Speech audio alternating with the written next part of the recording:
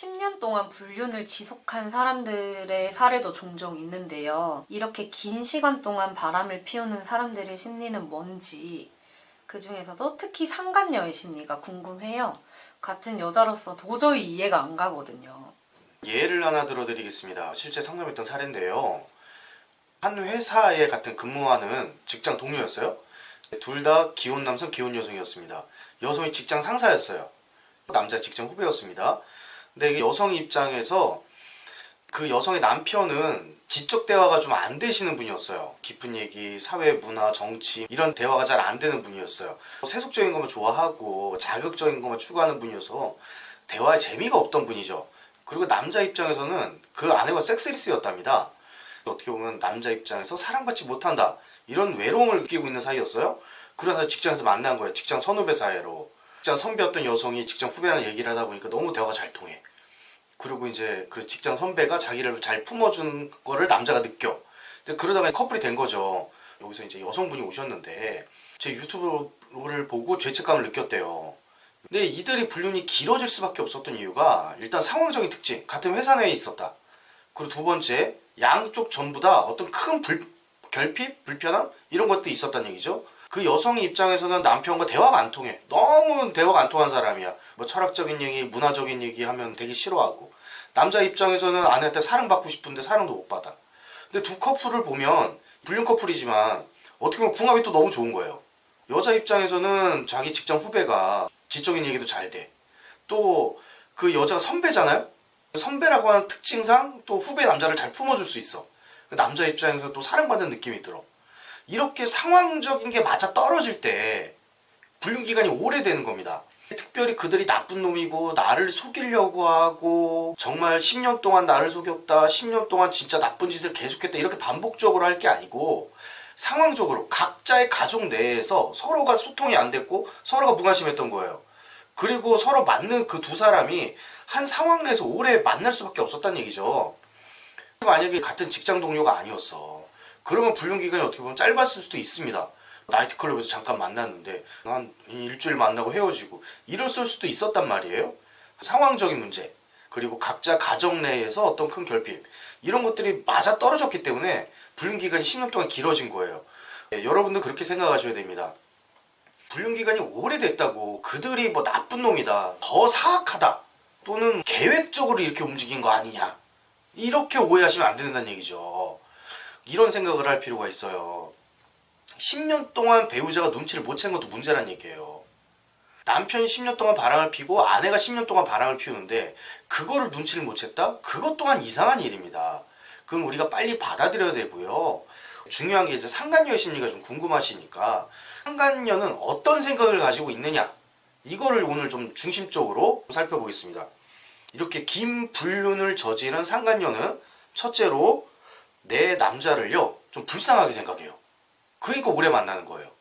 여기서 불쌍하다는 얘기는요 궁유함은 사랑이란 마음이 있거든요. 길거리 가다가 고양이 한 마리가 쓰러져 있어도 도와주고 싶잖아요. 길거리 가다가 사람이 쓰러져 있으면 119에 전화하고 싶잖아요. 안타깝잖아요. 뉴스만 봐도 안타까운 사례 나오면 같이 울고 그러지 않습니까?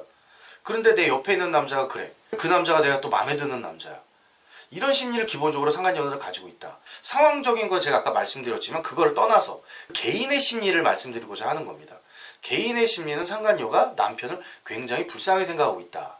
자, 그렇다면 여기서 본처는 어떤 분들이어야 되냐면 우선은 내 남편에 대한 관심이 많아야 돼요. 내 남편을 많이 알아야 됩니다. 내 남편의 습관이 뭔지, 성장 과정에 어떤 결핍이 있는지, 지금 뭘 힘들어하는지 이런 걸 잘 알아야 되는 거예요. 실제 상담하다 보면 우리 남편이 뭘 좋아하는지도 모르는 사람들이 있어요.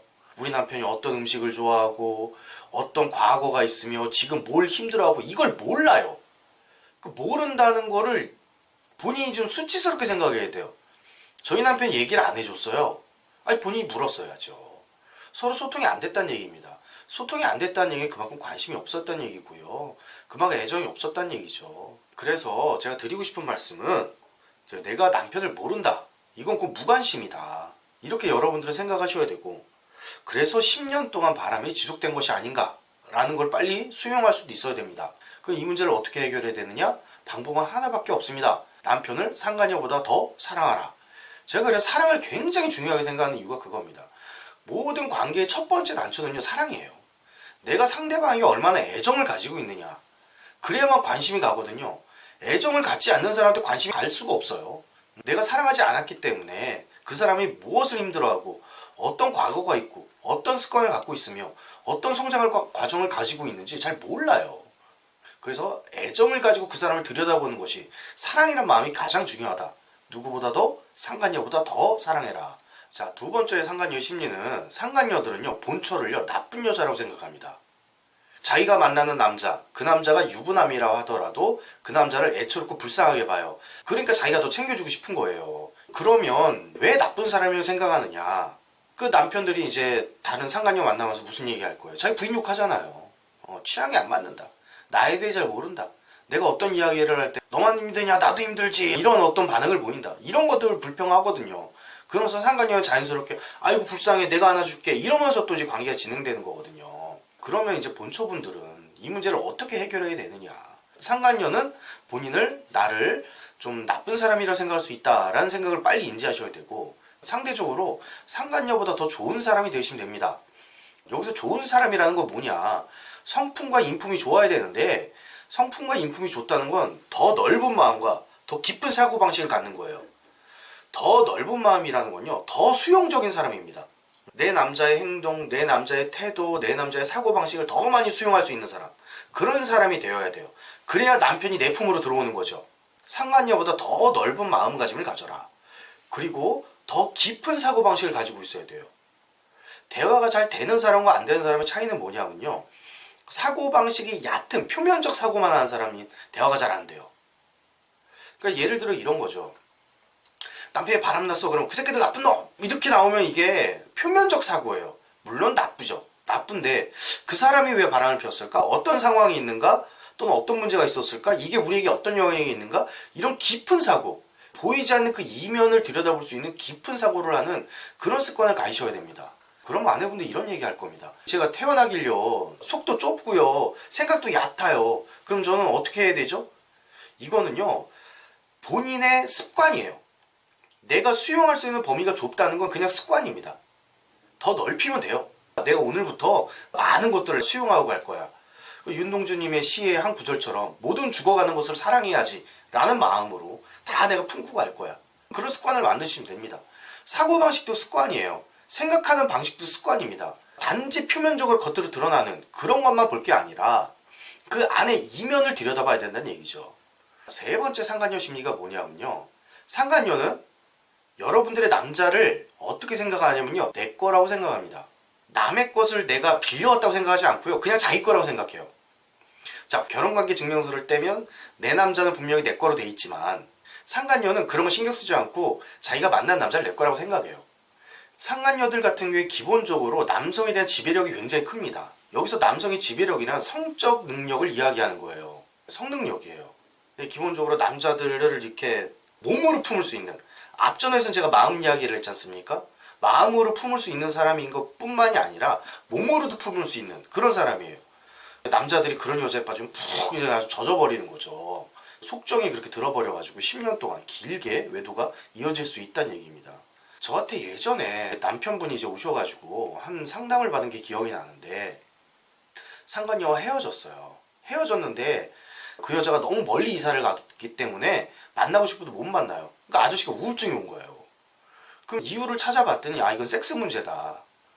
섹스만 제대로 되면 내가 상간녀를 잊을 수 있을 것 같다. 그리고 아내분한테 트라이를 한 겁니다. 여보, 나 당신하고 행복하게 지내고 싶어. 성관계 열심히 해보자. 그런데 그 아내분은 굉장히 폐쇄적인 분이었다는 거죠. 그래서 잠자리가 만족스럽지 않고 성욕을 채울 수 없으니 술로 채우다가 거의 알코올 중독 증상까지 보이면서 손 떠시면서 저한테 오신 경우가 있어요. 이제 남성에 대한 지배력이 상간녀는 본처보다 더 큽니다. 그래서 상간녀의 마음가짐은 일단 자기가 만난 남자를 내 거라고 생각한다. 그러면 본처 입장에서는 이 문제를 어떻게 해결해야 하느냐? 상간녀보다 더 멋진 여성이 되세요. 방법은 그거예요. 더 야하고요, 더 섹시하고요, 더 멋진 여성이 되세요. 그러시면 되는 겁니다. 침대 안에 어떤 남자가 들어와도 난 이 남자 홍콩 보낼 수 있어. 막 이런 마음가짐. 난 어떤 남자랑 섹스해도 오르가즘 다 느껴. 막 이런 마음가짐.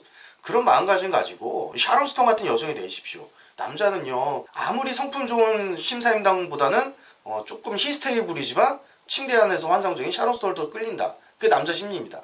그래서 상간녀보다 남자를 더 좋아하는 크기가 커야 됩니다. 나는 남자를 요만큼만 좋아해요. 우리 남편만 있으면 돼요. 이런 본처보다는 남자를 좀 밝히고 내가 결혼제도만 아니었으면 내가 남편을 한 10명쯤 뒀을 텐데 이런 사고방식을 가지고 있는 그런 여자한테 땡겼다는 얘기죠. 마지막 네 번째가요. 상간녀는 본처를 어떻게 생각하느냐. 소위 이렇게 생각하는 거예요. 호구다. 바보다. 만만하다. 굉장히 만만하게 생각해요. 본처분들이 남편의 외도를 알고 상간녀를 씩씩거리고 쫓아가가지고 오히려 대통 당하고는 경우 있어요. 야, 너 우리 남편이랑 10년 만났지. 너 어떻게 그럴 수 있어? 찾아갔는데 상간녀가 딱 이럽니다. 그러니까 네 남편 관리 잘하지. 나 필요 없어. 데리고 가. 걔 없어도 돼. 딱 그러면서 이제 본처분들이 머리가 띵 맞는 거예요. 내가 지금 뭘 했나. 아까 말씀드린 것처럼 상간녀보다 훨씬 더 야하고 멋지고 섹시한 여자가 되셔야 되고요. 네, 상간녀보다 훨씬 더 강한 여자가 되셔야 됩니다. 그렇게 되기 위해서는 또 무엇이 필요하냐면 남자들이 좀 줄 따르는 걸 좀 좋아하세요. 생각을 해보자고요. 내가 길을 나서면 남자들이 줄줄줄 따라와. 그런데 내 남편이 날 줄줄줄 따라오면 이건 정상이야. 그죠? 그런데 내가 길을 나서도 따라오는 남자가 하나도 없어. 그런데 내 남편이 날 따라와. 그럼 내 남편은 이상한 사람이죠. 그렇지 않아요? 내 남편이 정상적인 남자라면 많은 남자들이 날 줄줄줄줄 따라다니는 그런 여자가 되어야 하고 그걸 좀 즐길 줄 알아야 됩니다. 네, 지금까지 긴 얘기를 해주셨는데 정리 한번 부탁드릴게요. 결국 불륜이 오래됐다는 건요. 아까 처음에 서두에서 말씀드린 것처럼 상황적으로 그들이 가까워질 수밖에 없는 상황, 우리 가족의 상황, 그쪽 가족의 상황 이런 것들이 맞닥뜨렸기 때문에 그런 경우에는 오래 갈 수밖에 없다. 이게 굉장히 중요하고 근데 그렇지 않은데도 이제 외도가 길어졌다. 빨리 받아들이셔야 하는 게요. 내가 그만큼 남편한테 무관심했다. 그 이유는 내가 사랑이 너무 얕았다. 내가 남편을 사랑하고 관심을 갖는 폭이 너무 얕았구나. 또는 내가 상간녀보다 또는 내가 여성으로서 좀 열등하지 않았나. 내가 엄마로서 아내로서는 살아왔지만 여자로서는 내가 좀 소홀히 했던 거 아닌가. 이런 걸 빨리 받아들이셔야 합니다. 자, 그러면 제 아내분들이 이런 질문을 할 수 있어요. 그런데도 그러면 안 되잖아요. 그거 나쁜 거잖아요. 하지만 우리 이런 생각을 해야 돼요. 현상을 현상으로 받아들일 때 우리가 방향을 결정할 수 있다는 얘기예요. 외도가 발생했다? 그럼 이혼을 할지 화합을 할지 쇼윈도를 할지 결정해라. 현상을 현상으로 받아들일 수 있을 때 이 방향이 올바로 쓰는 겁니다. 근데 현상을 표면적인 이유만 가지고 저 새끼 나쁜 놈! 이러면은 내가 이혼도 하지도 못하고 화합도 하지도 못하고 그렇다고 쇼윈도도 못 살고 그 사람은 계속 미워하다가 내 인생은 종친다. 이렇게 되는 거죠. 네, 오늘도 유익한 말씀 감사합니다. 네, 감사합니다.